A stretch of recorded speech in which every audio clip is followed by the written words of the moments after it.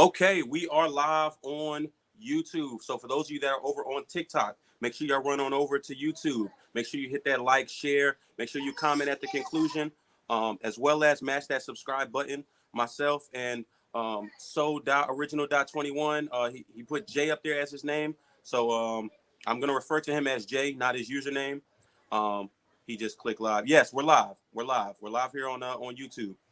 So the topic of debate is black on black crime and the existence thereof. We're going to follow this up with a discussion that we already talked about prior to the beginning of this to begin about sexism in the United States.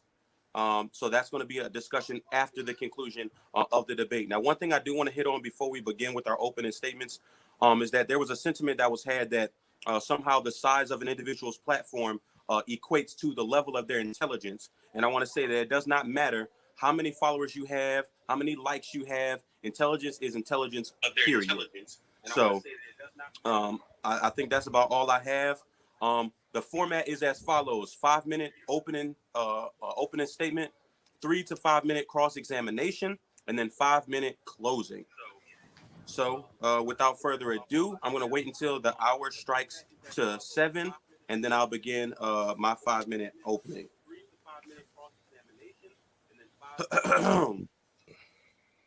All right, are you showing 7 p.m.? Because I'm showing 7 p.m. your time, 2 p.m. my time.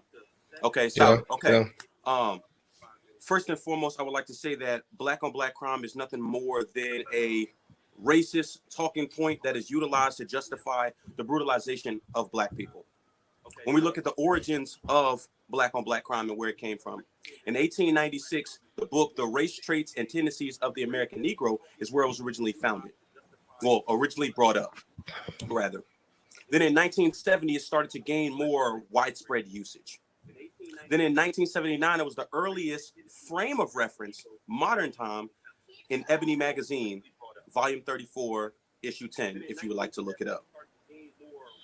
I want to align with the sentiments of Professor Muhammad, who has a PhD in history from Rutgers University, who essentially states that black on black crime is nothing more than, again, a racist talking point that justifies the brutalization, give me a second, of black people, which henceforth brings about the creation of programs such as the war on drugs, stop and frisk, things that inherently push this idea and this notion that black people are just inherently violent, need to be policed more, and justifies our brutalization.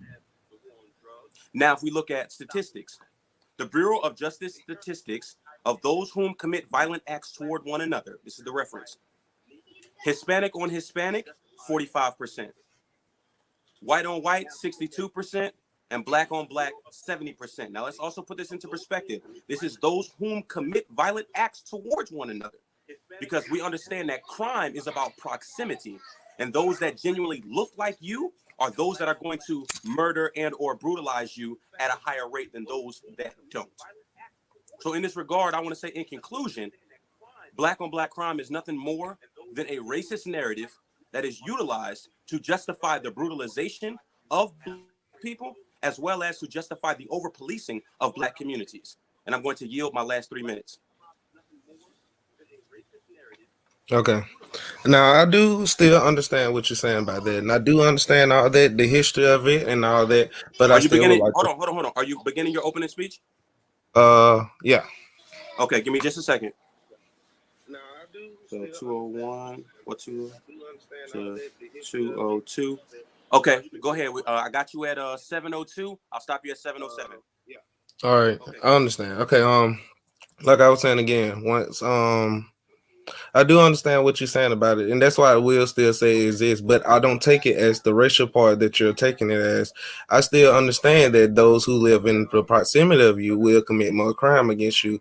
But the reason why I say it exists more, like, well, I'm not even denying that, like how you said, the Hispanic on Hispanic and all that, the proximity and stuff like that. But the reason why I say, dang, because I forgot what I had wrote down, because I forgot everything. I've been doing different stuff today, but what I had said, the reason why I say that black and black on crime still do exist is because, well, Hold on. Let me turn this other one. Let me turn this other thing off. It's distracting me. Hold on. Because I was trying to make sure my audio was on by using my phone real quick, but it's starting to distract me. But okay. Like I was You saying. still got 4 minutes. Yeah. Okay. Like I was saying, black on black crime, I do still take it as a thing that, even though it's a proximity crime thing that you say, it still is a bad thing that need to be addressed. Like, the black on black crime is high. Like, why are we killing? Why do we have to kill each other as much as we do? Why do we have to commit this many crimes? Like how you saying the stop and frisk and stuff like that. I didn't understand that part, but the war on drugs is like, we should be at a point of time where we understand that, hey, okay, they did this to mess us up. They did this to mess us up. How we're gonna change these? And it's like nobody in the community wants to change this. That's why I say black on black crime is higher than anybody else. And I do still understand the statistics about black people, committing higher crimes. And we do. And I hate it sometimes. I really do. As a black person, I stay in the urban community and stuff like that. So it's like, I actually have a gun really more for a person that looks like me rather than a racist white person. I stay in Birmingham, Alabama, which is predominantly kind of mixed races. You got your white people, you got a little healthy Hispanic, and you got majority of black and stuff. But I still have more to worry about black people. And it's like, how I want to put it in a more educated way. It's like, I don't see a person that's racist killing me no different than I see a black person killing me. I view both of them as a hate crime because both of them is done out of hate. So I don't view a person that killed me for my shoes no different than I would view that person that killed me because I'm black. Because both of y'all did something because y'all feel like y'all would be getting something out of it. The racist white person feel like I killed this black person, I ain't gotta worry about this other Negro. And when another black person killed, it's like, oh, I got his shoes, I didn't overpower him or whatever. Because I see a lot of dudes that will rob and kill just for no reason. It's like, I feel like that crime is higher and should be addressed way more and way more than any racist issue, because it's like, if we can handle most of the self issues, then eventually we'll be able to handle the race issues. Because like a lot of stuff, like we can break down the narrative that, hey, mostly black men do this and mostly black men do that by just simply stop doing a lot of things, like letting our pride get in our way. A lot of black men have a problem with their pride getting in the way. It's like sometimes that's the reason why we have problems within our relationships and stuff, is because we don't understand how to let that pride, just let that little ounce of pride, just let it go away. But I'm gonna let my rest of my time up because I didn't forgot all my other stuff and Google and wipe most of the stuff out that I had. Anyway, so Okay, you're gonna yield your final minute. Yeah. Okay. All right, give me just a second.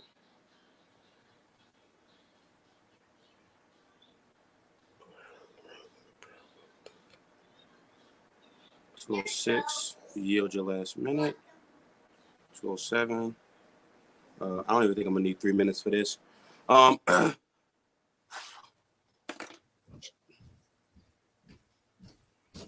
As far as what you presented in your opening argument, I wrote down 4 different things.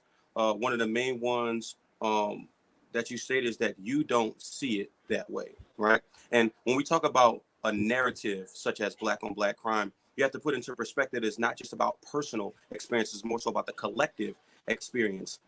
You said, why do we have to commit crime, and that black people kill black people at a higher rate, right? But we don't kill black people. Black people don't kill black people because they're black. And you stated earlier in the beginning of your speech is that you get the idea of it being proximity. You are going to brutalize those that you are around. That is proximity crime. So in this, you said, why is it that we can't handle addressing the issues of our community while also addressing the issue? Well, I'm sorry, you said we have to handle the issues facing our community first before we can handle the issues facing other communities.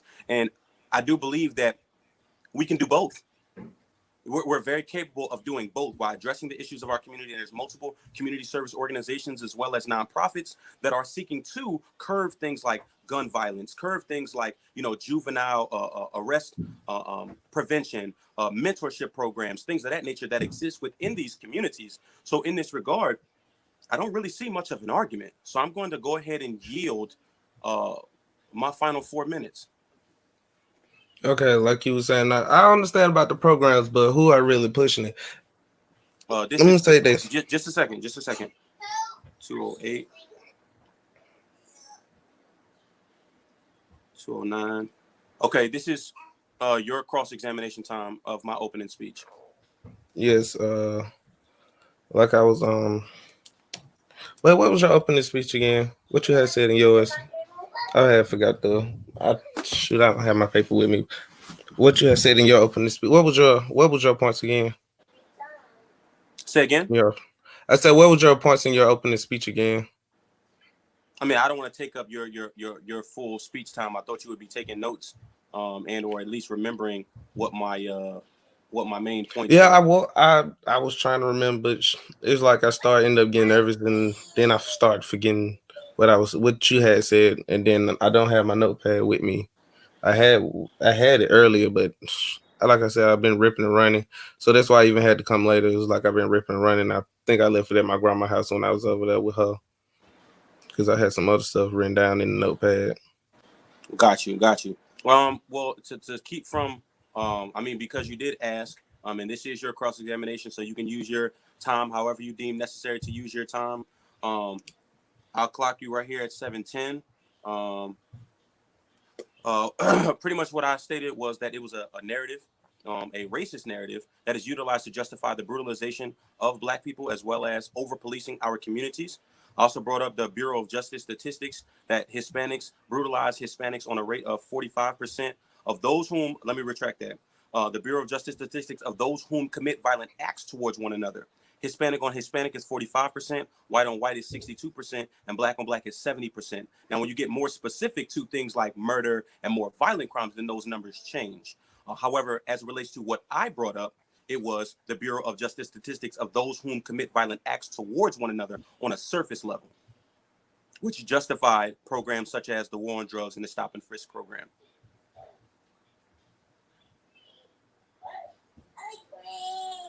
And you still have about 4 minutes.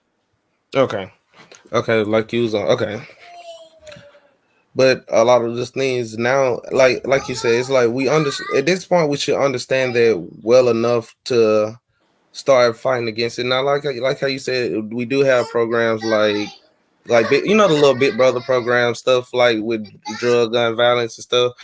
But it's like how much of that stuff is actually being pushed into the eyes of other people that need to actually be looking at it. It's like, yeah, it's like you can put a program at a school, but it's like if you don't have nobody pushing it in that school, who's actually going to look at it? And there's like a lot of children, like even when I was in school and the programs is this, I actually used to join them little programs because I was like, hey, this can actually help me, stop being, mean against other people. I can maybe understand why some of the anger, some of the programs in school did kind of help, like what was the Big Brother program. Like I used to have like real bad anger issues with other young men that was my age and stuff, but it was really because I didn't understand until I had did the little Big Brother program because I'm the only child, well, the only male child, so it's like me trying to understand other males and stuff. I can do it, but when I had the Big Brother program, it's like they helped me understand why me and the other people couldn't get along and stuff.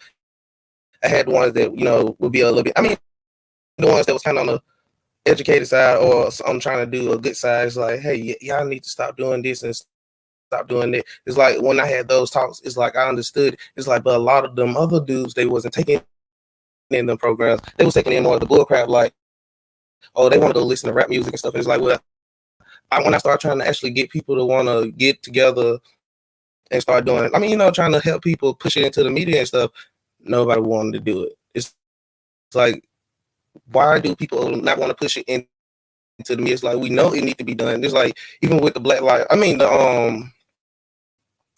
what is the Black Lives Matter? It's like, if y'all know a lot of things, it's like police brutality is a big thing, like you said, within the Black community, and racist stuff, and Like I should have came in. I should have just not just got off work and just came in and did this crap because I done messed up my whole thing that I was coming in here for. It's just like I fucked up. Can we reschedule this? Because it's like I didn't just came in and I just didn't messed up. It's like hell. I didn't just get off work and I'm coming in and doing this crap. Like, can we reschedule this?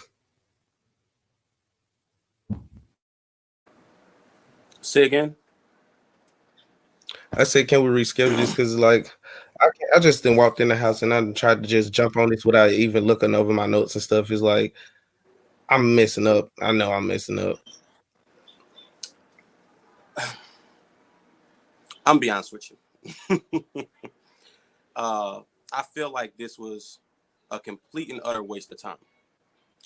You've had more than a week plus when you originally called me out on this topic. Yeah, but you never responded back to it.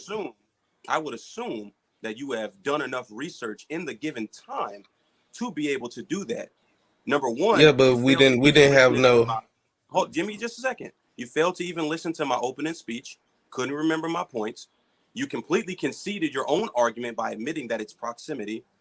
So I'm really asking myself. I mean, more than no. It was more than just proximity. Conversation in the first place, because you don't seem as though you were ready for a formal debate. That's why I said I should have. I came a little bit underprepared. Is more was what I said. What I'm trying to say. You call that underprepared? Yeah. So what have you been doing in the past week since calling me out? I mean, you really didn't respond until like yesterday. It's like, so I really kind of left it alone. It's because I'm like, well, he ain't responded, so it's like I really don't have to have everything prepared right now. So when you call someone out for a debate, right? That means that you have the intelligence and the knowledge, right, of what you're trying to debate on. Now you want to know how much research I did before this started? 30 minutes. That's it. Because it's a narrative. That's why. Like I said, also, then I just say it. I also just left. I just came back in the house. I just got in the house right before I even asked you right. what the little thing was. So it's like I just got in the house. And we both agreed to the time, the aforementioned time, which I gave you also another hour, right? Yeah, but I was driving during that other hour. Okay. All right. Well, thank you for coming. I definitely appreciate it. That's why I said, can we reschedule so I can actually have it better, more fit? I don't see the value in rescheduling because I'm not sure that you're going to show up prepared because you clearly demonstrated that you were not prepared. I can. I will actually have a better time. I will actually have a better time if I can do it tomorrow, because today was really more of a hit today to even try to start stuff. And like I said, I came underprepared. Okay, well, message me on Instagram. All right, because it's like you said, this was a waste of time. That's why I was like, fuck. When I started beginning, it's just like when I started messing up and my words started jumping over. That's why I said, that's why, see right now, like I'm getting stirred up. It's like, I want to come back better prepared without trying to stutter and stuff, because it's like starting me off too much. I'm gonna be honest with you. Even if you come back prepared, you're still gonna lose because it's not a thing. You admitted it in your own opening statement that proximity crime is what it is. You're going to brutalize those that you are closest around. So at this point, unless there's a different topic, there's no need for us to reschedule because you're not going to come back prepared because there's nothing that you can do to prepare. It's not a thing. Like I said, all right. So again, message me on Instagram and we'll work it out from there. All right. All right, man. I'm going to be honest. I am pissed off. I just waited an entire hour for him to show up to this debate. Gave him whole grace. And at the bare minimum, the least you could have done is at least listen to me while I'm talking. When I tell y'all, I'm sitting here taking notes, I don't slack. I don't slouch when it comes to people that I'm debating. I'm going to take you seriously. Now, you can talk about, me putting a suit on. That's just me. Ain't got nothing to do with, I don't really care about appearance. That to me means very minimal. I just want to bring my best, present my best. But you show up after me giving you a whole hour of grace. You called me out a week and some change ago. And then you give the excuse that I didn't respond until yesterday? Meaning you had a whole 24 hours to prepare yourself?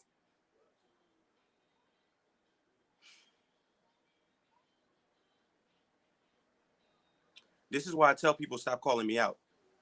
This is why I tell people stop calling me out. And the people that do call me out, I at least respect the fact that they back out before we get to this point right here.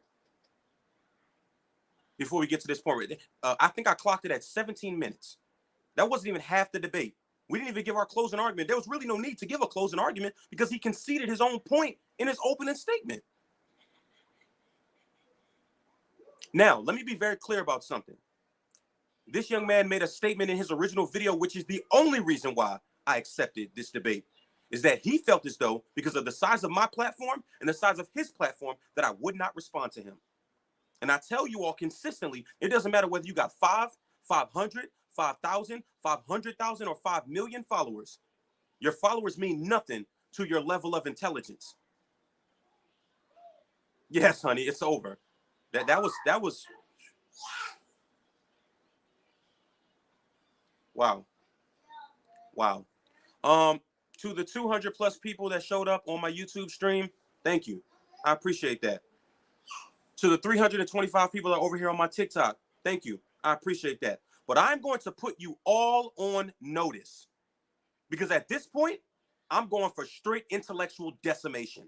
There is no more grace because I'm pissed off. If you challenge me to a debate, you show up prepared.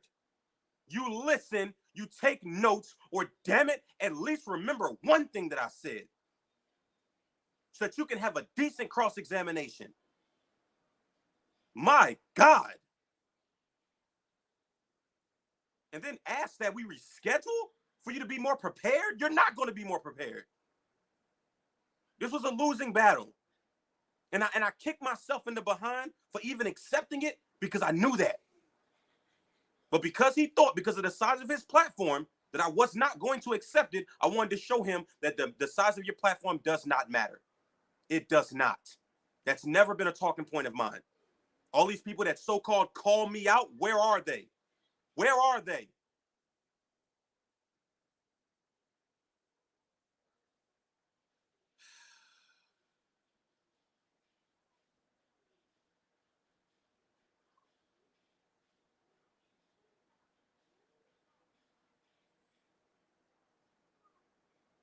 Man.